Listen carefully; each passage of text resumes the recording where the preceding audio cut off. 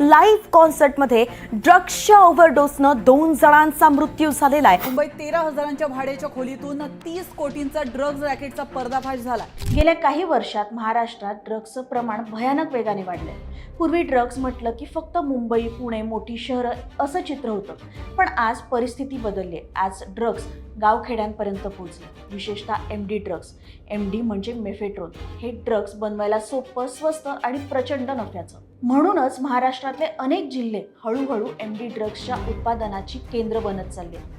2025च्या सुरुवातीलाच सांगली जिल्ह्यात MD ड्रग्सचा पूर्ण कारखाना सापडला होता। पोलिसांनी छापेमारी करून तब्बल 245 कोटी रुपयांचे ड्रग्स जप्त केले।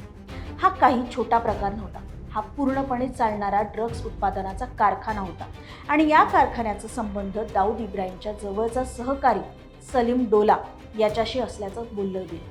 म्हणजे इंटरनॅशनल अंडरवर्ल्ड थेट महाराष्ट्रात ड्रग्ज बनवत होतं। यानंतर वर्धा, मीरा भाईंदर, नालासोपारा आणि अलीकडे साताऱ्यात तर एका छोट्याशा शेडमध्ये कोट्यावधींचं MD उत्पादन सुरू होतं। साताऱ्याचं प्रकरण फक्त ड्रग्स पुरतं राहिलं नव्हतं, तर ते थेट राजकारणाच्या केंद्रस्थानी आलं। हा कारखाना सापडला उपमुख्यमंत्री एकनाथ शिंदे यांच्या दरे गावाच्या शेजारील सावरी गावात। तिथे मुंबई पोलिसांनी 150 कोटींचं MD जप्त केलं। अर्थात विरोधकांनी आरोप केला की ही जमीन शिंदे कुटुंबांच्या नावावर आहे आणि जवळच एक रिसॉर्ट आहे जे एकनाथ शिंदे यांचे बंधू प्रकाश शिंदे यांच्या नावावर आहे, जिथून कामगारांना जेवण जात होतं, असा दावाही करण्यात आला।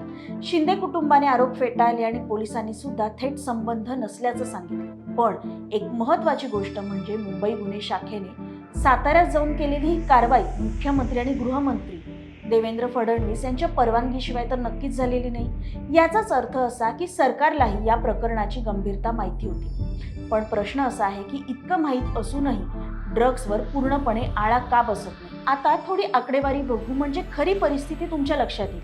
ही आकडेवारी संपूर्ण भारताची, पण इथे एक गोष्ट लक्षात घ्या, आज भारतात 10 ते 75 वर्ष वयोगटातले सुमारे 16 कोटी लोक दारू पितात, म्हणजे जवळजवळ प्रत्येक 7 पैकी 1 माणूस।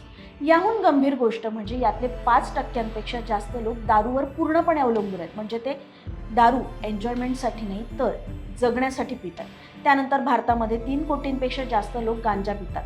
यातले 72 लाख लोक सध्या इमर्जन्सी लेवलपर्यंत पोहोचलेत, म्हणजे त्यांच्या मेंदूवर, शरीरावर त्याचा वाईट परिणाम होतोय। आणि अजून धोकादायक प्रकार हेरोईन, ब्राऊन शुगर आणि पेन किलर्स।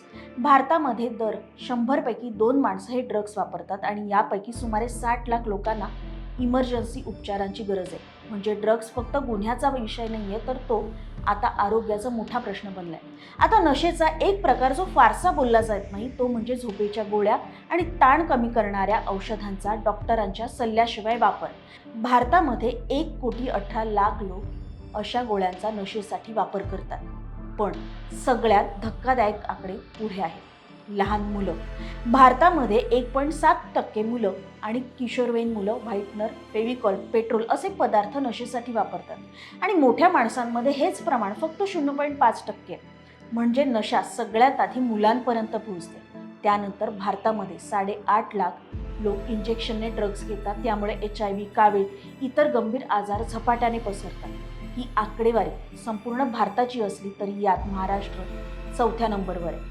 तो 1 नंबरवर यायला काही वेळ लागणार नाही। त्यामुळे 31 डिसेंबर हा फक्त ट्रिगर आहे, खरं संकट उरलेल्या 364 दिवसांचं। काही वर्षांपूर्वी पंजाब याच वाटेवर चालला होता, तसाच उद्या पुरता महाराष्ट्र नको व्हायला।